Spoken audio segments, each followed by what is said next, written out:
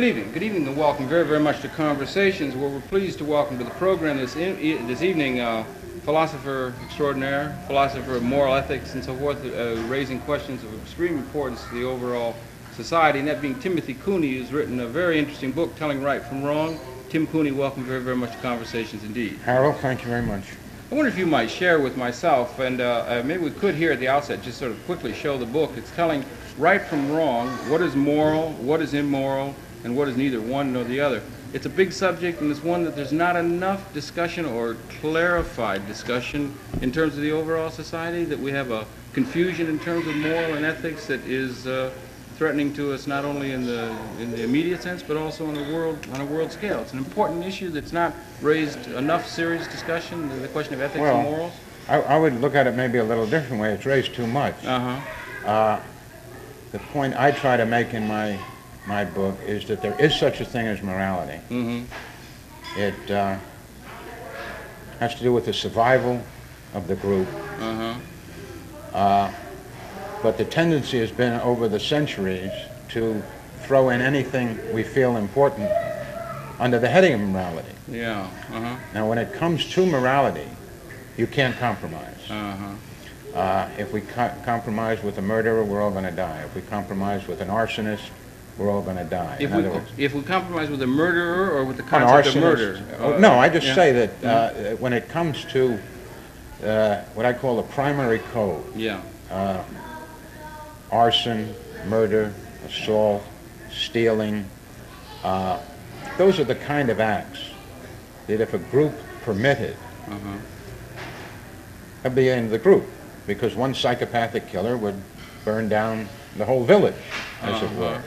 Or one murderer would just go, start killing people one by one, and if we, the group, didn't stop him, the group would dissolve, or it would be killed, or you couldn't go about the business of living. That's what I call the primary code.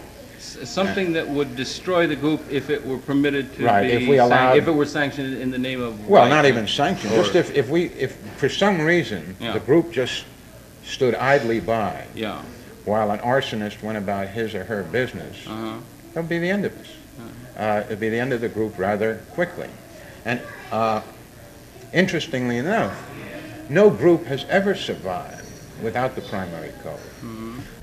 Going back to Pleistocene times, whatever reason they gave for segregating or otherwise punishing the killer, the manslayer, as Fraser calls it, or the arsonist, or the poisoner of the water supply, whatever reasons they may have given, taboo or evil spirits or anything like that, whatever reason was given, in every group, certain acts, these primary code acts, as I call them, have always been punished.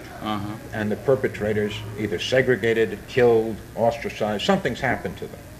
And the reason is that if you didn't ostracize them, punish them, segregate them, you wouldn't have a group, because it would only take one person freely going about stealing everybody's bow and arrow and breaking it, or poisoning the water supply, or killing innocent people. It would only take one person going around doing that to just either terrified everybody so they wouldn't come out of their homes or their caves or their tents, or they wouldn't have the tools necessary because they'd all been stolen to hunt and gather and stuff like that. So you have this, you have these rather interesting acts that I call the primary code acts that are forbidden everywhere. You also have, unfortunately, a number of other acts that, if you permitted, would not necessarily destroy the group. Homosexuality, abortion, gambling, drinking alcohol. Yet, through the course of history, these acts have also been tabooed and put under the heading of morality. I see. What I do in my book is try to separate them, try to pull them apart and show that there is such a thing as morality, it exists, but that a lot of what we call moral and immoral has nothing to do with morality. And maybe at this point I should point to one of the discoveries I made by talking in bars just such as this, at Yeah. bookbinders and Yeah. at Calibans across the street. I'm a bar person. Yeah. The reason I hang out in bars is because I get the end product of what the colleges are producing. Most of the bars on the east side of Manhattan here that I hang out in, a lot of young people, they're career people, they're college people, and I am appalled at what they don't know. Because what they don't know, if they did know it, I think we would have considerable change in society. We'd have a different way of looking at things, and I can get into that. A little bit later. But let me just say, as I listen to people in the bars, as I listen to young people, as I read, I hear, the thing that I discovered, that there is actually a quite firm definition of the word morality. I'm not saying that people agree on what morality is, but as to what the concept is, there's quite a bit of agreement. What is the agreement? What is the agreement? It is a ultimate criteria, an ultimate guide to action. Whether you believe in God or not, it would sound very peculiar for somebody to say, this act is contrary to the Word of God. It is immoral, but even more important. Yeah, see, that would sound peculiar to say that. Yeah, a lot of the morals have come down through religious systems. Well, yeah, and that we can get into. But I'm now interested in the definition of morality. And what I discovered in talking to people is that as you hear them use the word, you actually come up with a definition of morality that holds in all societies: Iran, Iraq, Egypt, Soviet Union, everywhere. You have this concept, and that is that morality, whatever it may be in point of fact, is a ultimate guide to action. It would be very peculiar for somebody to say this act is immoral, but even more important. Because the morality holds such morality is the ultimate guide. In other words, you don't say this act is immoral. You might say, for example, this act would cause us to lose some profit if you're in business. But you might easily say, but even more important. You wouldn't have a problem. But you don't have, when you listen to people say, they don't ordinarily say, this act is immoral, but even more important. So it's so you have the concept. No, we'll leave that out. So you have the concept of ultimate. You have the concept of ultimateness in morality. That it's an ultimate. Secondly, you also have the concept of universality. It would sound very peculiar for somebody to say, abortion is a moral right for some women.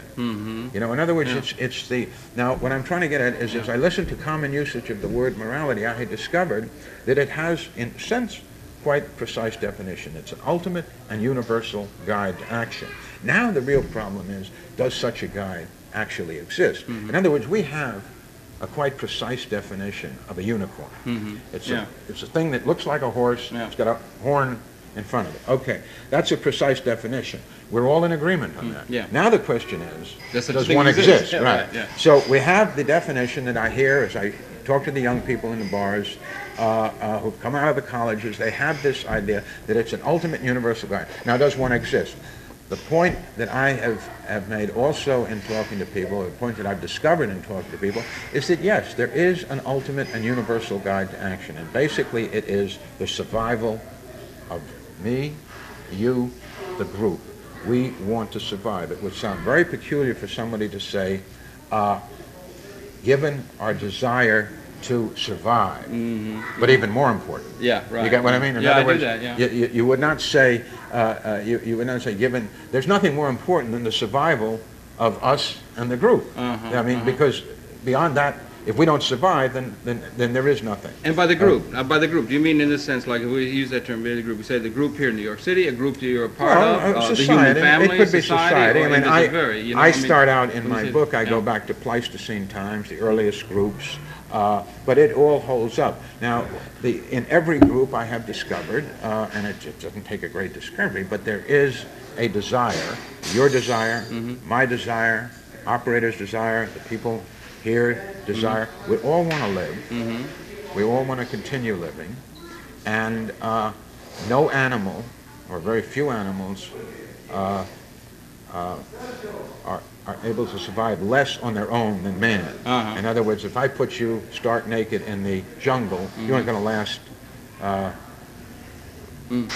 I wouldn't 20 last hours. long, much Right, less an infant. right. Yeah, Well, right, most people wouldn't. I mean, the most difficult problem is getting a good night's sleep. Yeah.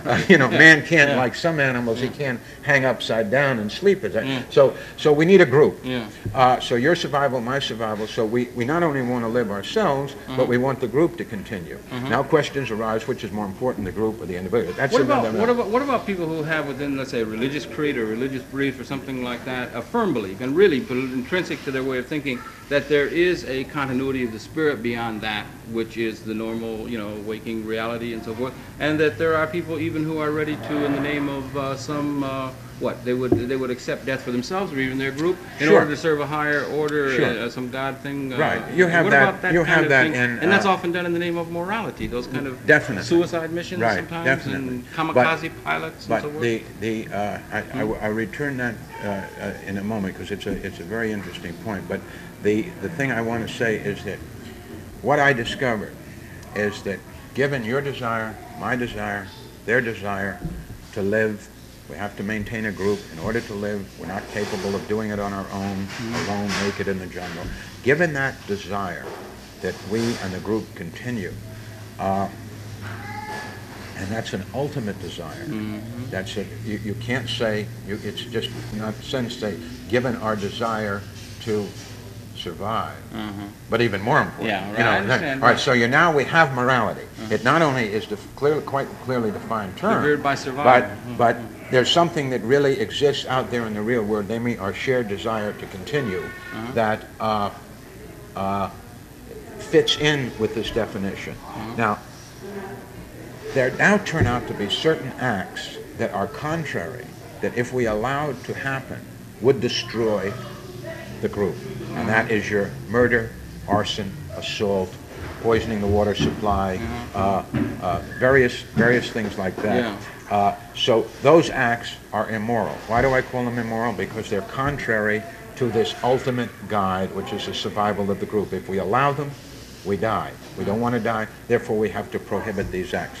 So we have morality. It's a very real thing. It's not relative. It's not relativistic. It answers a very old question: is morality really just a matter of opinion? No, it is not. It is not a matter of opinion because we all want to live.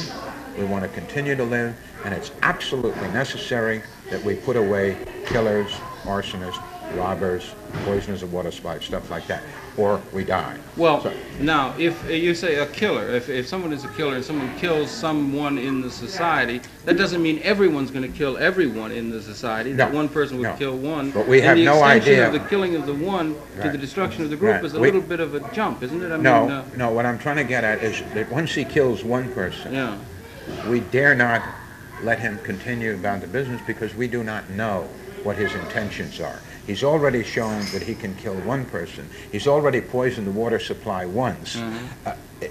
Too much is at stake. Too much is at stake to say, hey, well, now, the Greenland Eskimos, for example, they allowed one initial killing. But by the time Denmark arrived on the scene, the Greenland Eskimos were almost wiped out because that one initial killing that they did allow was too much. They were losing too many lives for the survival of the group. So I say you not only can't allow one person to continue to do it, these are the kind of acts that you can't allow everyone to do once. In other words, everybody is not entitled to one killing, one poisoning of the water supply. You can't, so you have to nail them right in the beginning. And in point of fact, this is found in all groups. How do we deal with the sanctioning of killing, as it were, in the form of warfare? Well, now that we can. I'm not sure that we can get into that. There's the whole other problem of group activity. I'm not talking about. I'm talking group against group, but that we can get into a moment. I want to finish up, if I can, with what I call a secondary code. Oh, okay. Do you have the primary code? Now you want a secondary. Now you have the primary code, which is morality. If you allow these acts, we all die. We don't want that. It's an ultimate consideration going on. There are a number of other acts: abortion, homosexuality, gambling, drinking alcohol, number of wives, divorce, number of these other acts that you could allow one person to do, or you could allow everybody to do once, that would not threaten the immediate destruction of society. These acts I call the secondary code acts. These acts traditionally have been called moral questions. The point I make in my book is that you can't call two different kinds of things by the same term without inviting disaster. And one example I use is if a red flag means danger. Yes. And that's your primary code, means danger to the group. If a red flag means danger, then you can't use it any way you want without threatening everything. And you think that's happening? I know it's happening. We're aware of it all the time, that people are killing one another in the name of morality, and a lot of what they're killing and screaming and yelling at one another as immoral are secondary code things. I said to you, I think maybe before we talked, or maybe I said, you cannot compromise with morality. If you say to a killer, oh, all right, well, you did it, we'll let you go this time, or so. In other words, if you compromise on primary code things, we're all going to die. We know this. We have this in our gut feeling, that if we compromise with killers, rapists, arsonists, and everything else like that, in any way, if we let them have a second chance, if we don't segregate, it's just too dangerous. So we have built into us, quite correctly, this strong feeling that we must not compromise with the morality. That is now taken over into the secondary code. You have people all the time saying abortion is a moral question. Therefore, I cannot compromise. I must blow up buildings if necessary. I must do anything because it's a moral question. I am immoral if I permit homosexuality. I am immoral if I allow gambling. It's a striving for an absolute code in order to get a sense of standard of life that people want to live in terms of and recognize the evil forces in the society to fight against. But the point I'm trying to make is that there's tremendous dogma in morality, rightly so, rightly so. When the judge says to the killer, you are going to jail, my friend. He may have a lot of rhetoric behind what he says. You violated the rules of the. That's all very well, but taking the case of a murder case. A murder, right? That judge, representing society, has to take primary code violators, absolutely, and put them away, and that is dogma. There's no compromise, there's no chance of discussion, it's just open and shut. I'm talking theory now, but in fact, it happens all over the world. Cold-blooded killers, arsonists, are all being put away or punished or having their hands cut off, whatever it may be, they're being taken care of, and that's absolute, and morality is absolute, and it's a beautiful thing, and it exists everywhere. The problem is, it is so powerful a force all over the world and everywhere, and we need it, and it's so real, and it's such a thing, that traditionally what's happened is we say, oh, I hate gambling. It's a moral issue. So you sneak that in. Yeah. I'm appalled at abortion. I'm going to put that in. Now, this is not the way people think, but this is what's happened. Homosexuality. So all over the world you have two things. You have the primary code in every society, and you also have these different secondary codes that are totally different. But since nobody recognizes the distinction between the primary code and the secondary code, both of them passing for morality, what happens is you have this tremendous allegiance to morality, rightly so, except that a lot of what's under the heading of morality doesn't belong there because it doesn't have to do with the survival of life. Maybe we should have had two separate classifications or a different word or something. Absolutely. But they've gotten blended over. That's my point. That's my point. Have they become blended through religious codes and revealed things that have been intended to be associated? Moses came down from the mountain and he said, "Thou shalt not kill. Thou shalt not commit adultery." I think, and I don't like. They're all part of a code that he got from a revealed source. I don't like to brag, God forbid, but I think I'm the only one in the world who knows why Moses went to the mountaintop in the first place. All right. Let me preface that by saying that I said that my primary code has to be in every group or it dies. That goes way back to Pleistocene times. And you find, in point of fact, even though the mumbo-jumbo and the superstitions and the reason that they would give for segregating the killer or the arsonist has to do with spirits in their head that were boom, boom, boom. Nevertheless, these were segregated, primary code violators were segregated way, way back. Long before religion, as we know it, had anything to do with anything. Your earliest gods in Babylonia and Egypt were fertility gods. Yeah. They couldn't care less. God, Re, the sun god, he couldn't care less about human behavior. You offered propitiatory offerings to him in order to get a good crop. These were fertility gods. They were, to say the least, extremely popular. They were worshipped, but they had nothing to do with right and wrong. Morality already existed. It had no particular foundation, but what happened was, and this is quite interesting, as groups became aware of one another and of different moralities, and you have to put that in quote because I'm now saying that morality actually is two different things. It's a primary code, secondary code. Each group has the same primary code. Each group has a different secondary code. All right, so what happens when the Babylonians, this example, what happens when the Babylonians discover that the Egyptians allow gambling, but they don't? The Babylonians allow alcohol and call it fine, but they don't allow gambling and they call it immoral. Now you have a trauma, a real trauma, because morality we know is terribly important. But we look out at the world as trade begins to take place in 4000 BC, 3000, as trade begins to take place,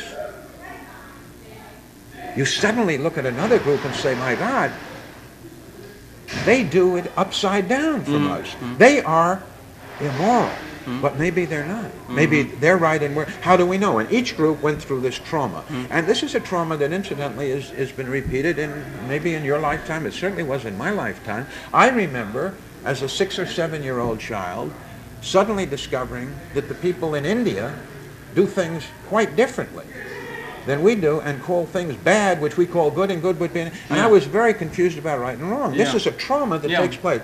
All right, so what happened was, it was at this point, and it was a rather fixed period in history, I'd say from about 2000 to 3000 BC, that God was actually brought in to support the primary and secondary code, quote, morality, of each group. And this happened in Babylonia, happened in Egypt, and it happened, Moses did it, and it's quite fascinating. I won't go into how it actually happened. You have the Code of Hammurabi in Babylonia. He went into the desert for 40 days and 40 nights. He came back with the very rules and regulations the Babylonians were already living by. The reason he went was because disturbing questions were being asked. How do we know the Babylonian way of life is better than the Egyptian? And it was being asked by people that were actually suffering under the Babylonians. So this is what happened. But I'll give you my Moses story, my Moses story to round it out. Moses had a very serious political problem. Aaron was making graven images. And he was like the Calvin Klein of his day. He was very popular. His sons were rabbis within the tribe, and they were making these graven images contrary to Jewish tradition.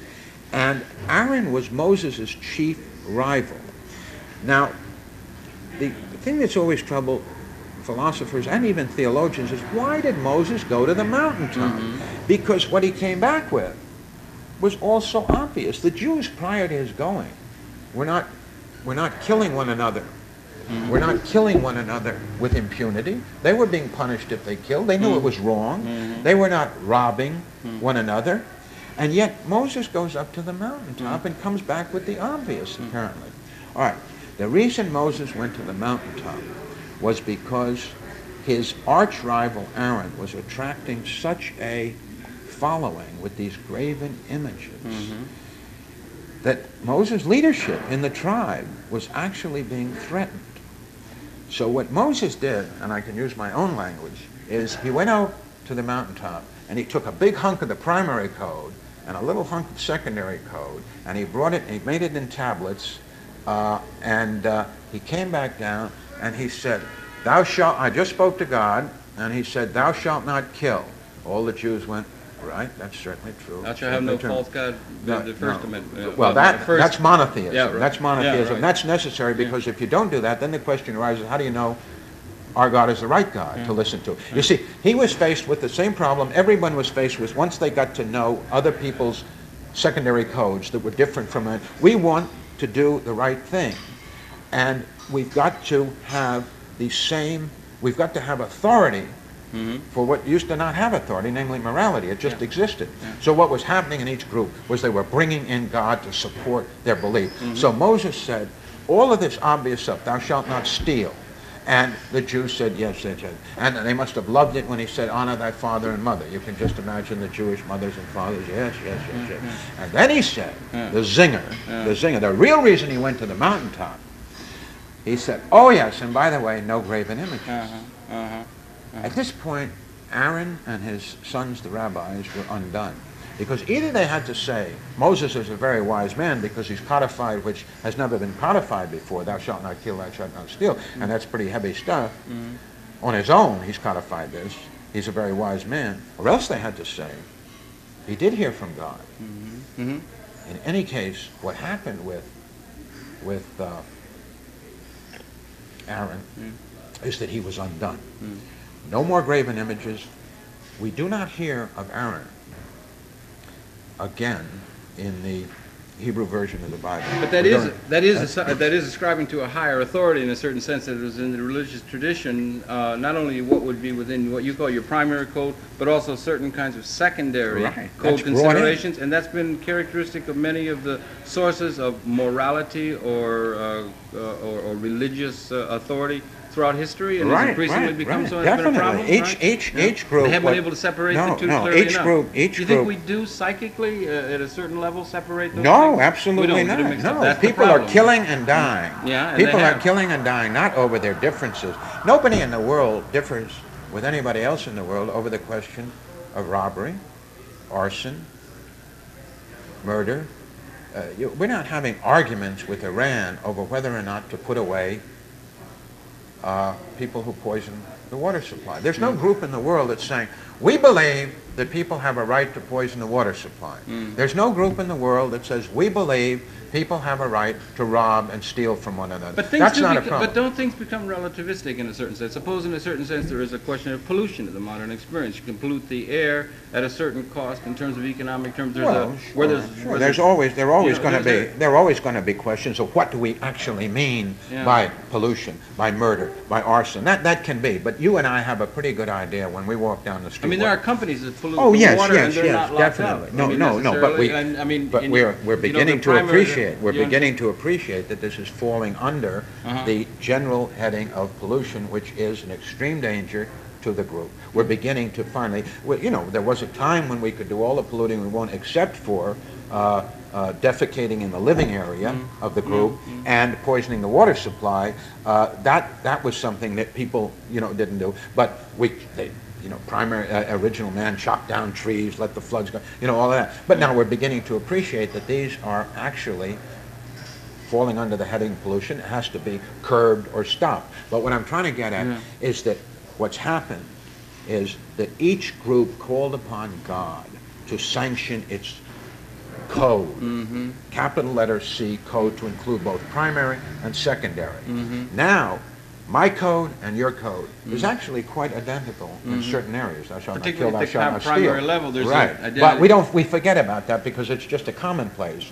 But why I have to kill you is because you're a sodomite. You are from Sodom and Gomorrah. So we have to go and we have to destroy you because you are a threat to morality. There's only one morality in our mind. God gave it to us, we know it, and you are immoral. So everybody in the world is immoral in everybody else's eyes. And we already know what we have to do with primary code violators. We have to be very harsh. We have to be very harsh. Exactly. So therefore, since no distinction is made between primary code and secondary code, all of us are very harsh on one another because of immorality, of their immorality. Yeah. Right. Yeah. And I am trying to say, for God's sake, in this ever-shrinking world with ever greater technology, let's understand that these other questions, secondary codes, are not questions of morality because they have nothing to do with the survival of mankind. Could we call those secondary questions something else? Should we call them lifestyle opinions or well, something of that that's sort? a very good. Kind of a that's language, a very yeah. I mean, that's not my favorite word, lifestyle. What kind of a language or linguistic change these are basically primary and other things? These are basically political questions that have to be decided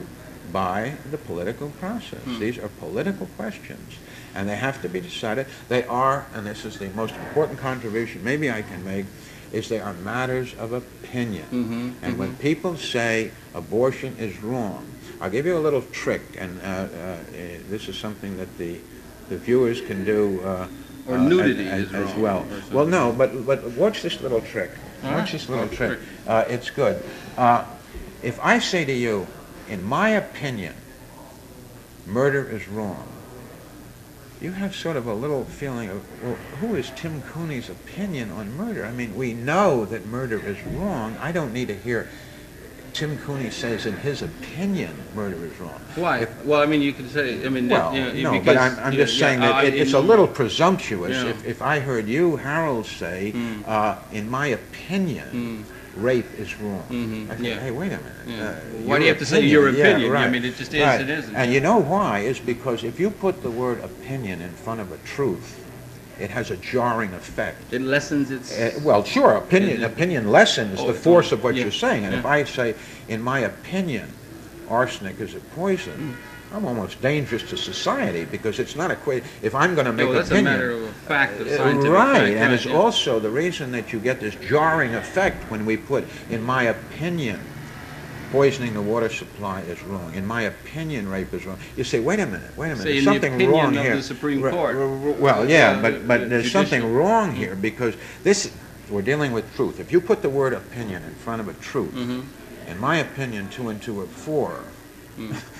It's jarring. It's odd. All right. So, if you put the word opinion in front of a truth, you get a jarring effect. If you put the word opinion in front of your primary code positions, in my opinion, murder is wrong, you get this jarring effect.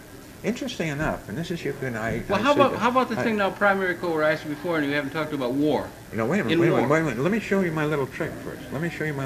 Or wait a minute. I know. We'll get to war. We'll get to war in a second. I'll solve that problem. Is no problem. I just want to do my little trick. All right. Oh, I'm sorry. All right. I wouldn't want so you've got this. Putting opinion in front of truth has a jarring effect. All right. Now let's say, in my opinion, abortion is wrong. That sounds perfectly natural. Right. Nothing wrong with that. In my opinion, homosexuality is okay. It sounds natural. In my opinion, gambling should be prohibited. Right. Sounds good, right? In my opinion. All right. Now, what you have here, is the mind. The mind has figured out that when you put the word opinion in front of a real truth, there's a jarring effect. The reason that it sounds okay to say, in my opinion, abortion is wrong is because abortion is a matter of opinion. It is a horrible, terrible question. It's difficult. There is no answer to it. The reason it's so horrible is there is no answer. Well, the people who say that with such fervor would say that they're killing a human life and that it's a primary code question. But I always say to the people that says it's murder, I said, wait a minute, if it's murder, then the woman that has an abortion has to go to the electric chair because it's premeditated murder and we know what it has to do. The doctor who performs it has to go to the electric chair because if it is murder, it's premeditated murder. And at this point they say, well, it's like murder. I say, oh, it's like murder in your opinion. Okay, and I say the same thing to the other side too, who says that abortion is a primary and basic right of all women. I say, in your opinion. It's a political question. It's a horrible question. It is like vivisection. It is like euthanasia.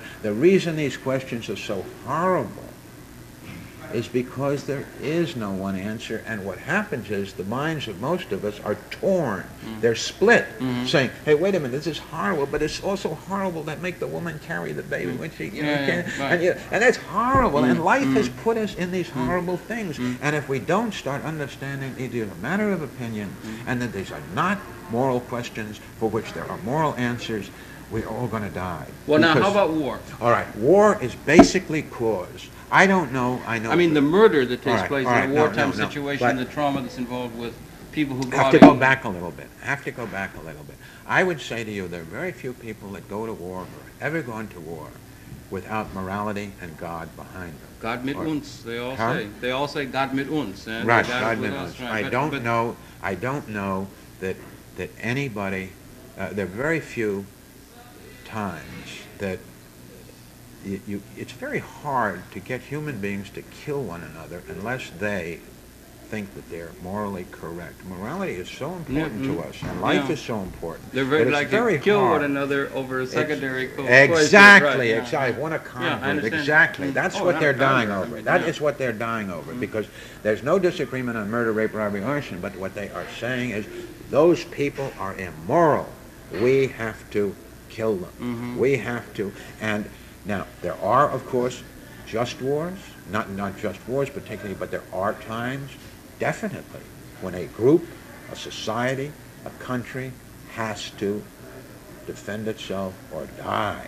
There's no doubt about, in my mind, I'm old enough to remember, though I wasn't in it myself, World War II, where the kids lied and cheated and signed phony papers to get in. Service, right. You know why? Because Hitler was a clear and present danger to the primary code, and everybody knew it. We had no idea of the limits of Hitler were he to win. We had no idea. In the Vietnam War, the kids lied and cheated, fled the country to stay out. You know why? Because that war was not a primary code war. It was drummed up in the eyes of Lyndon Johnson and other people as primary code if we don't do this. But most people understood the fight there was over secondary code. Think the First World War was a primary code war, or was it a matter of economic interest between nations I don't know enough about it. I would have no trouble from the American point of view of staying the hell out of that war myself. We lost a lot of boys for reasons that I don't quite understand. But no, I would say that in any case, the important point is that I think most wars, you cannot get people to kill, maim, bomb, and hurt one another unless they feel the other side is immoral and they are moral. And I think that goes for the Germans in Germany had a tremendous feel that they were morally correct. And the reason they had it is because they had confused secondary code with primary code. And they had to get this thing of, see, I say in my book, if you allow one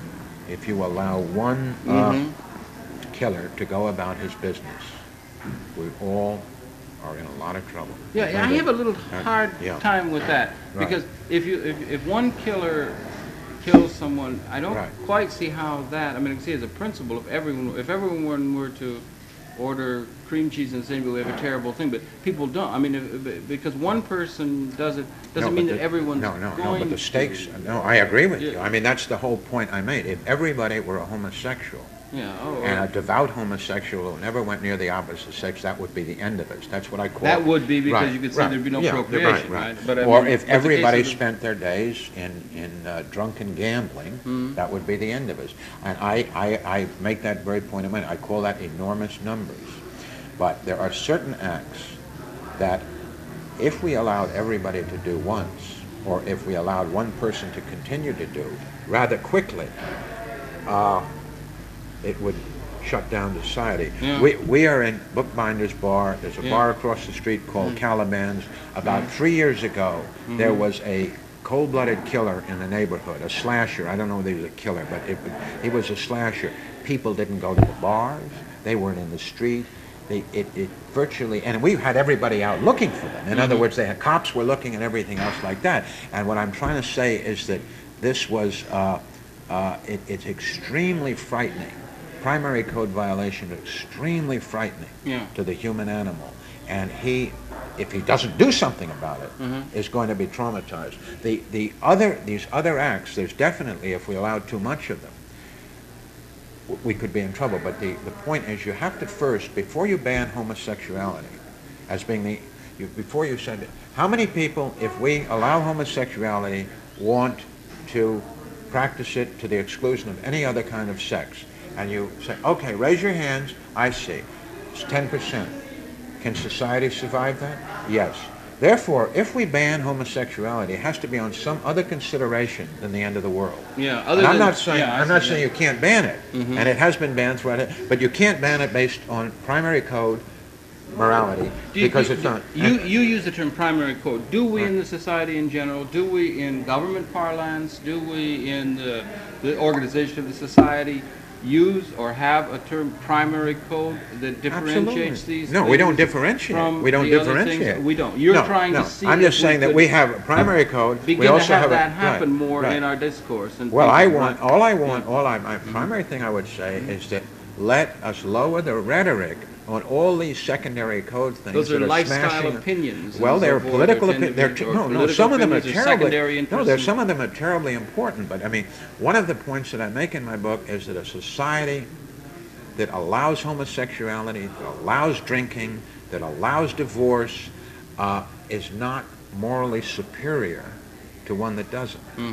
Yeah, you know, it just has a different way of doing things. It's a different way. But these questions are terribly important because how we decide them sets the very quality of life of the group. It is interesting that you would say this primary code, particularly now, as you say, in the technology, because you think back a couple hundred years ago, no matter how much a political leader might want to ravage the earth, we really are at the point now with the technology that we have of a decision maker being able to quite literally, I believe now the scientific community is almost in agreement. We could render the habitat incapable of supporting the human species. Now, we've never been in a condition like that in the Pleistocene or 100 years ago or any other time, so that we're at a time of a qualitative transformation, and that I wonder if it doesn't call for new refining of our sense of morality and human behavior to meet that new reality, and your book is a direction to deal with that. My contribution, if it's anything, is for the young people in particular,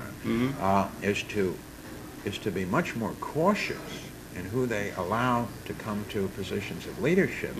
You've got to realize in this ever-shrinking planet with all these secondary codes smashing into one another. All claiming absolute truth. Right. And so when you get a man like Reagan calling Russia an empire of evil, meaning bringing in morality, that's extremely dangerous rhetoric, extremely dangerous. And, I just would say that anybody that talk like that we have to laugh at them. We have to laugh at them when you bring in primary code morality to support your secondary code beliefs. And that's going on by political leadership around the world. It goes all along, and there's no doubt that if the bomb were in the hands of certain leaders today, they would think nothing of using it. Or if the bomb had been in the hands of Hitler and his bunker. And the point is, I said to you that if you kill one person, Hitler wasn't immoral because he killed 6 million Jews. He was immoral because he killed one Jew.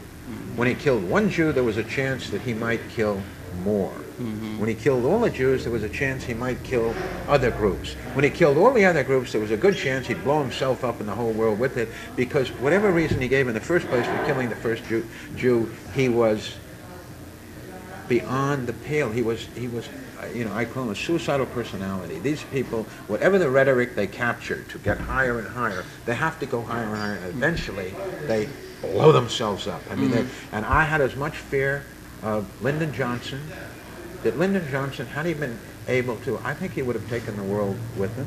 I think a lot of these, I'm sorry. I think a lot of these guys, I mean, I'm not in favor of psychological testing of our leadership, but I do feel that that a number of these guys, Johnson, Reagan, Johnson even more than Reagan, that these people they really are of the school, better this, better dead than this or that. Yeah, well, they're also, you know, yeah, and we're that back is again to that. extremely dangerous. Well, they're thinking. back to those things that call into different epistemologies, different ontologies, different views of universal mind, things beyond the material world we live in and so forth. We have certain people that, like Shiite Muslims and so forth, who, if they are in the act of pursuing, let's say, some bomb, they drive a busload of TNT into a building and they die, they go straight to an afterlife sort of sense, they have a thing like that. But you have this sense of right and wrong, this extreme sense of right and wrong that gives them a tremendous sense of moral furrow. Well, I mean, you have to put moral, you have to put moral in quotes. What they're doing is immoral, but it's under the name of their code, which I include both codes, and it is very frightening. But we can't be sitting particularly in judgment, because when I hear people screaming on the side of this issue and that issue, claiming morality, I have a feeling that if they were in charge of things, they would make life very difficult on the rest of us, as difficult as the Shiite. The only thing is, in this country, we have a kind of wonderful, what I call moral ambivalence.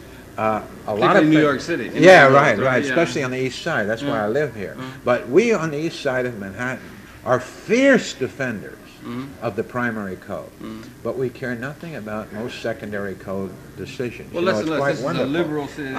We have Chinese, Koreans, we have homosexuals, we have straights, we have gays, we have lesbians, and if we started to take a moralistic position, we'd all be killing one another. And the great thing is, this neighborhood is vibrant. It's alive, it's exciting, and the reason is we're not hung up on all that junk. And I would say to anybody who says that, now it's offensive, it's offensive.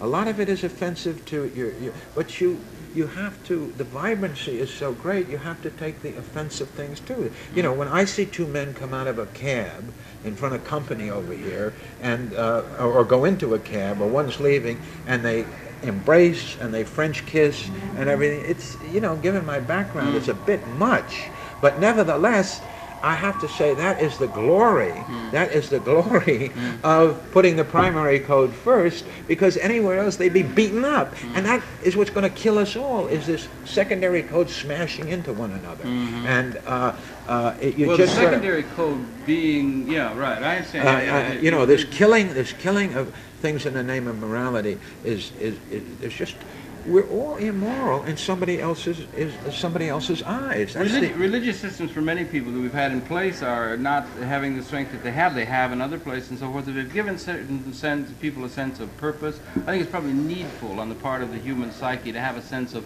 purpose. What are we here for? What is our purpose in being? Or some sort of a system to relate to outside of their own individuality in a certain sense. But I mean, there's that need for that.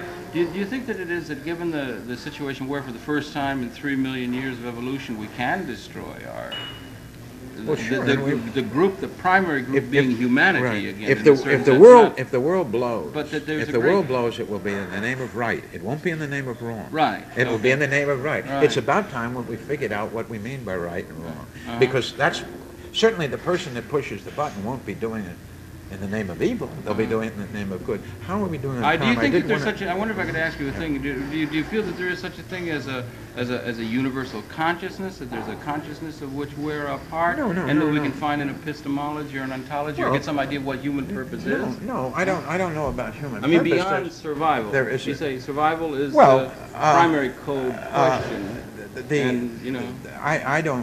I don't know what it would be. I certainly think that throughout the world, I don't know many people in the world who want the world destroyed. So that is a shared desire. Most people in the world do not want the world destroyed. So that is something that we have as a shared thing. And as a matter of fact, there has been, and we can never, there's been a lot of understanding that as we are coming together, we have to somehow work out our differences. There's been quite a bit of responsibility on the part of Russia and the United States in terms of above-ground nuclear testing.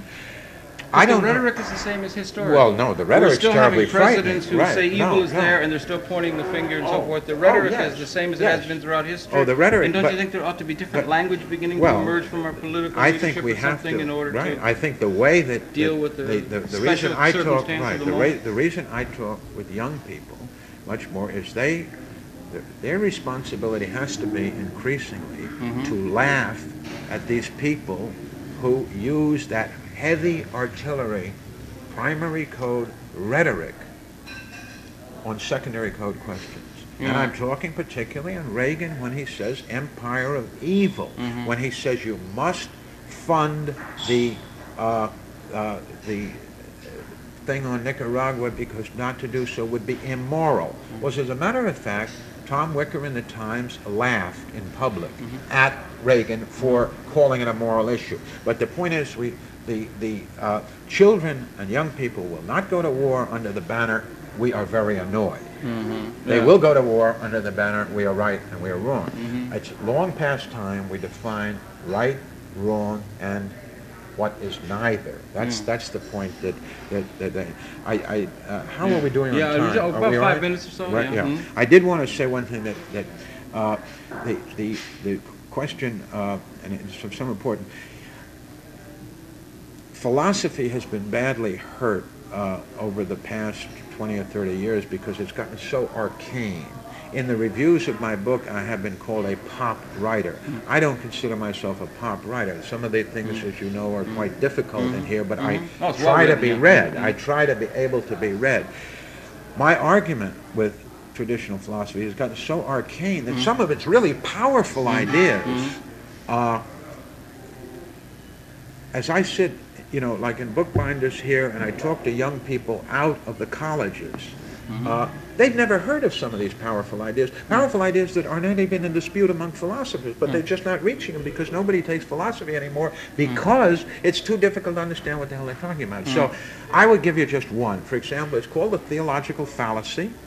It was discovered in 1910 by a philosopher called G.E. Moore, and it's a beautiful intellectual concept that is absolutely devastating to religion in morality. I myself, a very religious man, I believe in God, I go to church, I pray, I believe in an afterlife, I believe in God. I do not believe for a minute in a talking God or in any prophets that have any insights into God. And this comes down to the theological fallacy. It's very simple. How do you know the voice you heard, Moses, Jesus Christ, whoever, Mohammed, how do you know the voice you heard was necessarily that of a good being? Unless you already know right from wrong, you don't know whether the voice you heard, on which, by the way, all religions are founded on people hearing voices about thou shalt not kill, thou shalt not steal. If Moses had come down from the mountaintop and said, I have these tablets, and I always loved that Mel Brooks movie where he had 3 of them. I have these 15, and one falls, and he said, oh, I have these 10 tablets. All right, so if he had come down and said, rob your neighbors, kill all your neighbors, they would say, oh, Moses, you weren't talking to God. You heard from the devil. Well, maybe it's because the normal moral codes that come through religious systems have struck a chord within the human psyche as ringing. No, they right? haven't. It was all a scam pulled by various people who were trying to support their secondary code beliefs. They then said, thou shalt not kill, thou shalt not steal, and by the way, no graven images. It was all a scam.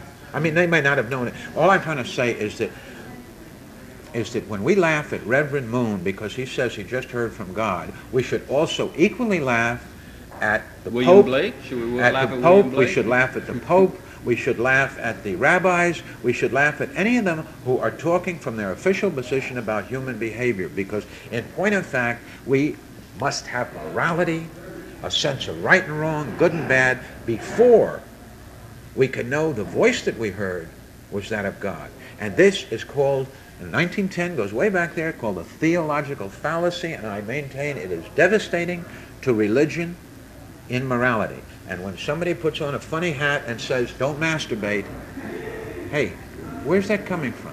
Where is that coming from? Well, those kind of questions are things that have to do with, emerging more of a, you know, pluralistic acceptance. No, but of but you got variety and so forth. Yeah, but there are you, these questions of survival of the species in right. these particular difficult times, and so the question of right and wrong and how we can get to a different language so that the nations of the world. But the first thing we have to do to get to a different language is laugh at people that are bringing in religion or morality into questions that are basically political. And so this is we have to just separate. We have to say, when anybody starts talking about empires of evil, we have to laugh and say, you're not talking. The difference between communism and capitalism or democracy, this is a matter of opinion as to how a country conducts its business. It is not the end of the world. It is not the end of the world that a society is different from ours. It is the end of the world if, based on these differences, we go to war with them, because, as you said, the stuff is too powerful now. But I really want to undercut the role of religion and morality. I would say it's one of the important pieces, because if we can unbend from that, then we can look at not only Iran, but our own country, where all this stuff is being so high powerful. And these are matters of opinion. We have to solve them politically, and if we unbend and relax a little bit and don't get so hyped up over these, and the reason we get hyped up, the reason we get relatively minor, rolling some bones across the floor, drinking some wine, you can get killed in countries. And I can drop you anywhere in the world, and you know very well that if I drop you anywhere in the world and you rape, rob, arson, murder, you're going to be in a lot of trouble. Interesting. I can drop you anywhere in the world. You won't know whether you'll be in trouble if you gamble, if you drink. Right. That's very interesting, because primary code, you have to have it to live. Secondary code, you don't. And yet, many of these countries, they say these are immoral. And I see too much of the Ayatollah Khomeini in all of us.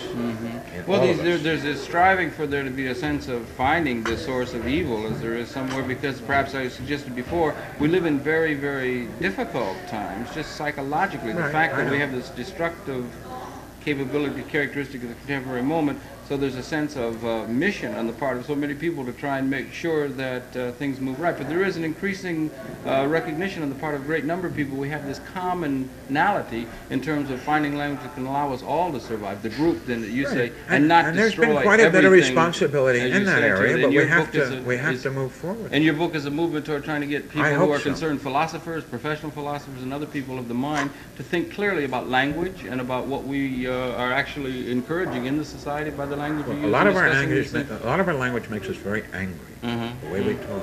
And if we put the word opinion in it, you're not nearly as angry. Yeah, well, it might be good. The minute you put the word, if you can begin to put the opinion in those secondary things. That's how I end my book. I say, if I've shown anything in there, just slip the word opinion in front of your most precious beliefs, and only take it out when it sounds ridiculous. In my opinion, murder is wrong. That sounds ridiculous. In my opinion, abortion is wrong. Does not sound ridiculous. So that's or gambling or drinking, right. Or in my opinion, communism is wrong. In my opinion, capitalism is best. That all works. But we do not say, in my opinion, poisoning water supply is wrong. No, we say poisoning water supply is wrong. Well, these are things you've been dealing with these questions throughout a long life, of where you've been concerned with philosophy right from your early youth, and I really thank you for that. The book is a really recommended one on my part, of course. Let me just again show them. It's done by Tim Cooney, again, who's been our guest, Telling Right from Wrong. And as I say, it's subtitled, What is Moral, What is Immoral, and What is Neither One nor the Other. That's a good title. It's published by Tim Cooney, who's been our guest. And again, I might just say, Prometheus Books out of Buffalo, New York. An interesting publishing history, too, we haven't been able to talk about. But Tim, Thank God. Let's talk about primary issues, not secondary issues. But it's been a pleasure. Okay, Tim, Harold, thanks very much. Thanks a lot for the book. Okay.